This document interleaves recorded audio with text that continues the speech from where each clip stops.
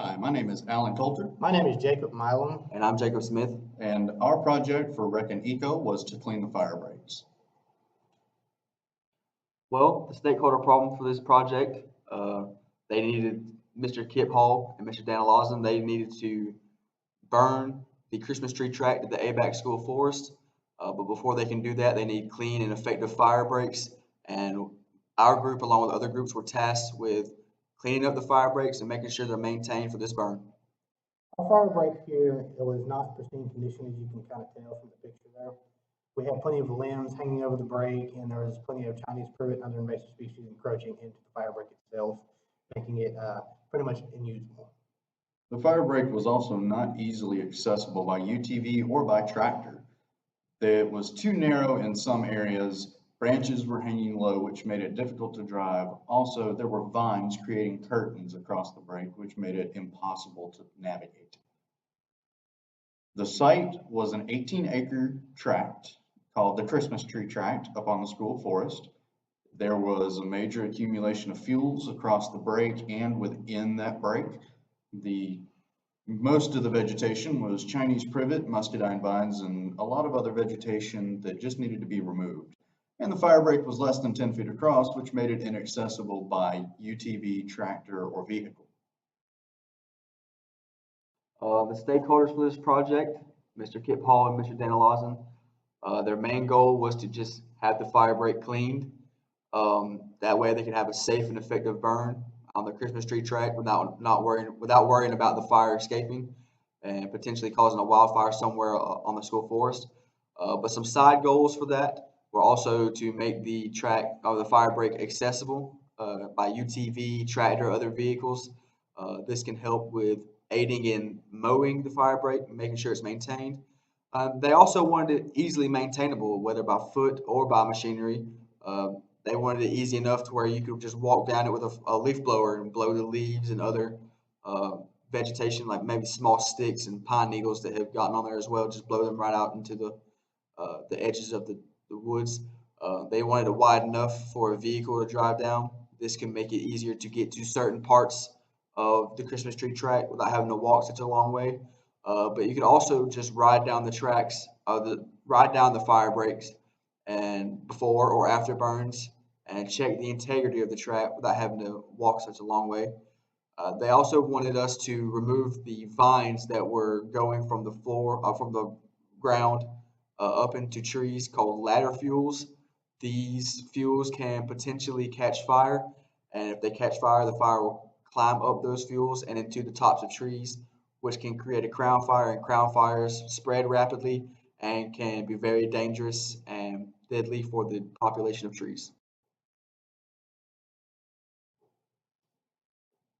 So our group objectives were to clean the fire break to the standards of our stakeholders. We were to remove some ladder fuels from the break, where, as Jacob just recently talked about.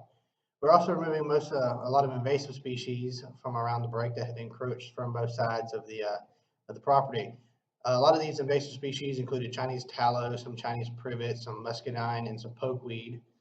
We were also removing down limbs and debris from the break, which included like sticks and fallen limbs and a couple of wind-thrown trees as well.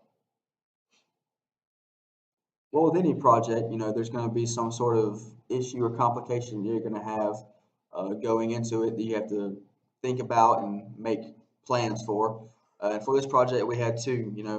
One of them was weather conditions here in South Georgia. It's known for its late summer, early fall, known for its extreme heat and potential for pop-up thunderstorms during the afternoons. And so, group safety was the main priority in this. We just wanted to make sure that we had enough days to work that weren't going to be excessively hot. We didn't want to go out there and work hard and put ourselves at risk of heat exhaustion or heat stroke. And we also needed to plan our work days around forecasted rain events. You can't get much done in the rain, so we wanted to make sure that when we accounted for those rain days, we had enough other days to get this project done in time.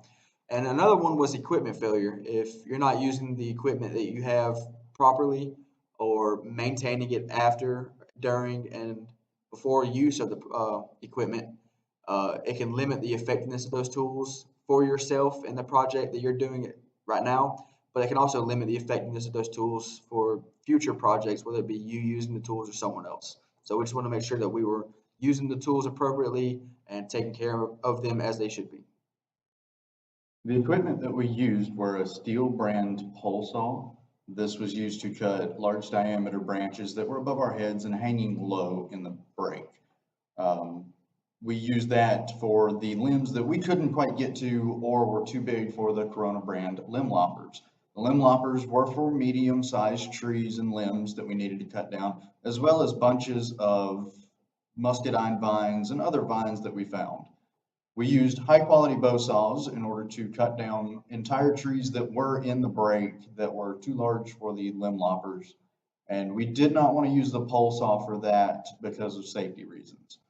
We also used a machete and a brush axe to chop down lots of vines and small diameter Chinese privet and Chinese tallow tree. To get this ball rolling on the project, we had to first meet with the stakeholders and let them give us an idea of what they envisioned for this project.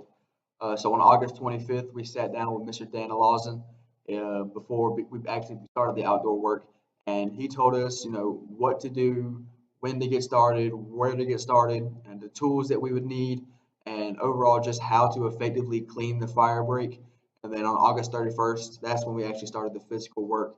We started at the north, the northernmost entrance to the fire break where it meets the road, and we started just walking down the fire break, seeing any limbs or encroaching vegetation, and we chopped those out of the way and either threw them with the track that was going to be burned or put them in the other side that wasn't going to be burned.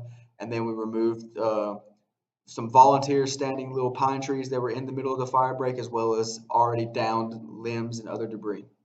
Our end date for our project was September 9th. We were out there for maybe an hour on that day to put the final touches on our fire break. And we got to catch a glimpse of Dan actually doing the first mow of the fire break itself. And we finally got to see the finished image that Dan and Mr. Kip were looking for. In these two photos, you can see our beginning and end. On the left is our beginning. There was no apparent fire break there. It was mostly dog fennel with a lot of vines and other small trees that were within the break. Also on the edges, you can see there were many different invasive species such as Chinese privet, some tallow tree. In the background, you can see a low-hanging limb that needed to be removed as well. On the right-hand side is our finished project, where there is little to no vegetation within the break. On the sides, there are no more invasive species. There are no more limbs hanging over, no vines, making it easily accessible by UTV and just giving our stakeholders exactly what they wanted. In the end, the project was overall a success, and we just like to thank those involved, starting with our advisor, Dr. Lane. She's the one that assigned us this project. She's the one that helped us help the school, essentially.